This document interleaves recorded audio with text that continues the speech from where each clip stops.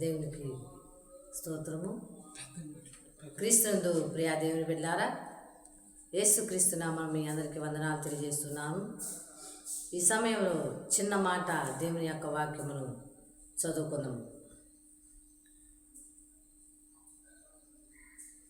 కీర్తన గ్రంథము 63వ కీర్తన 1వ వచనం చదువుకుందాము. దేవా, నా దేవుడవు నీవే, వేకువనే నిన్ను వెతుకుదును. క్రీస్తునందు ప్రియా దేవుని బిడ్డలారా, మానవులుగా ఉన్నటువంటి మనము మరి సృష్టిని ఆదిలోనే ఆయన మరి సృజించినట్టుగా కనపడతా ఉంది. అన్నింటినీ మరి కలుగునుగాక అని పలికినటువంటి దేవుడు మానవుని మాత్రము మరి తన సొంత స్వస్థాలతోటి మరి నరుని సృజించినట్టుగా కనపడతా ఉంది. ప్రియా దేవుని బిడ్డలారా, మరి ఆయన చేతులతోటి సృజింపబడినటువంటి నీవు ఆయన్ని వేడుకుంటున్నావా? ఆయన అడుగుతూ ఉన్నావా? దేవా, నాకు ఈ జీవితాన్ని ఇచ్చావు, నేను వేకువనే లేచి నీకు నిన్ను ప్రార్థన చేస్తానని మరి అనుకుంటున్నారండి? హృదయంలో తలంచుకుంటున్నారా? ప్రియా దేవుని బిడ్డలారా, ఉదయకాలము తెల్లవారుజాము చూసినట్లయితే పక్షులన్నీ కూడా కిలకిలానని దేవుని స్తుతిస్తూ ఉంటాయి. మరి ఆయన చేతుల ద్వారా సృజించబడినటువంటి నీవు ఆయన స్తుతిస్తూ ఉన్నావా? ఆయన గర్వపరుస్తూ ఉన్నావా? వేకువజాముని లేచి మరి నీ యొక్క మరి దేవుణ్ణి, నీకు దేవుడైనటువంటి సృష్టికర్తను స్మరణ చేసుకుంటున్నావా? ప్రియా దేవుని బిడ్డలారా, మనం మర్చిపోతున్నామని ప్రతిదినం కూడా మరి పక్షుల యొక్క మరి ఆ యొక్క స్తుతులతోటి మనల్ని దేవుడు మేలుకొలుపుతూ ఉన్నాడు. మరి నువ్వు గమనించావా? ఈ క్షణమందు తీర్మానం చేసుకో. ఉదయమునే లేచి నీ దేవుణ్ణి స్తుతించటం, ఘనపరచటం, ఆరాధించటం నేర్చుకోవటం అది మనకెంతో ఆశీర్వాదకరమైందండి. ప్రియా దేవుని బిడ్డలారా, ఒక్కసారి నువ్వు జ్ఞాపకం చేసుకో. భక్తులు అలాగనే తెల్లవారుజామున మొదటి జామునే లేచి యోబు గారు చూసినట్లయితే మరి తెల్లవారకు ముందే ఆయన బలులు తన యొక్క కుమారుల యొక్క పాపం కొరకు బలులు అర్పించినట్టుగా కనపడతామంది. మరియు చూసినట్లయితే దానియేలు భక్తుడు ఆయన కూడా తెల్లవారుజామున ప్రార్థన చేసినట్టుగా అనుదినము ఆయన ప్రార్థన చేసినట్టుగా కనపడతా ఉన్నాడు. ప్రియా దేవుని బిడ్డలారా, మరి ఇంకా భక్తులు చూసినట్లయితే వారు నిత్యము ప్రార్థించినట్టుగా కనపడతా ఉంది. ప్రార్థనే ప్రాణముగా ఉన్నటువంటి భక్తులండి వారు. మరి నీకు మరి ప్రార్థన ప్రాణంగా ఉన్నదా? అలాంటి ప్రార్థన నువ్వు జరిగిస్తూ ఉన్నావా?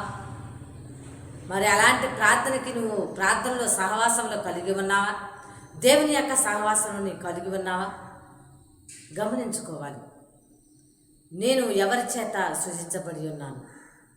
ఎవరిని మరి తెల్లవారినప్పటి నుంచి మనము మన యొక్క కన్నులు చూస్తూ ఉన్నాయి. ఈ లోకం చూస్తూ ఉన్నావా? ఈ లోకంలో నీకు నేర్పేది ఏమీ లేదండి ప్రియా దేవుని బిడ్డలారా. కానీ దేవుని దగ్గరకు రా, సమస్తం నేర్పుతాడు. లోకము నేర్పితే కానీ అది పతనమైపోయింది ఒకసారికి. కానీ దేవుడు నేర్పే జ్ఞానము నిన్ను సర్వమును గెలుచుకునేదానికి, లోకమును గెలిచేదిగా మరియు పరలోకానికి ఎత్తబడేదిగా మరి కనపడతా ఉంది. ఈ క్షణమందు నీవు నేను మరి ఎలా ఉంటున్నావు? దేవుని యొక్క వాక్యము దేవుని ఆరాధించడానికి సిద్ధపడుతున్నావా? భక్తుడు చెబుతా ఉన్నాడు.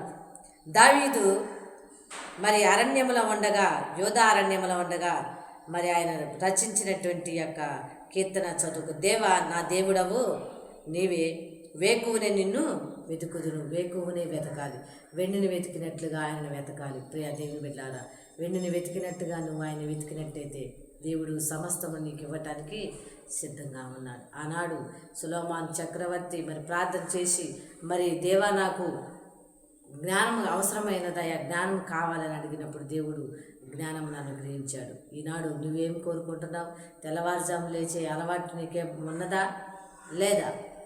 ఉన్నట్లయితే దేవుణ్ణి ప్రార్థించి దేవుని ఎదుట నువ్వు సాగిలపడి దేవుని ఎదుట నువ్వు నీ యొక్క అక్కర్లను చెబుతూ దేవుణ్ణి ప్రేమించటం, దేవుణ్ణి ఆరాధించటం నేర్చుకోవటం అది ఆశీర్వాదకరం అండి.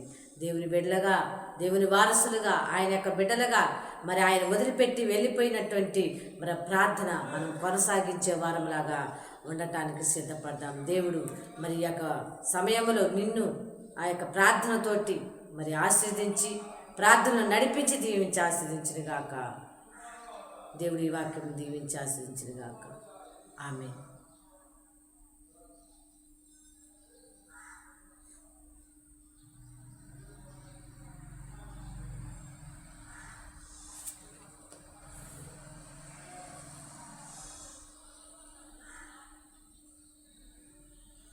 క్రీస్తునందు ప్రియ దేవుని బిడ్డలారా, ఈరోజు దేవుని యొక్క వాగ్దానము చదువుకుందాము.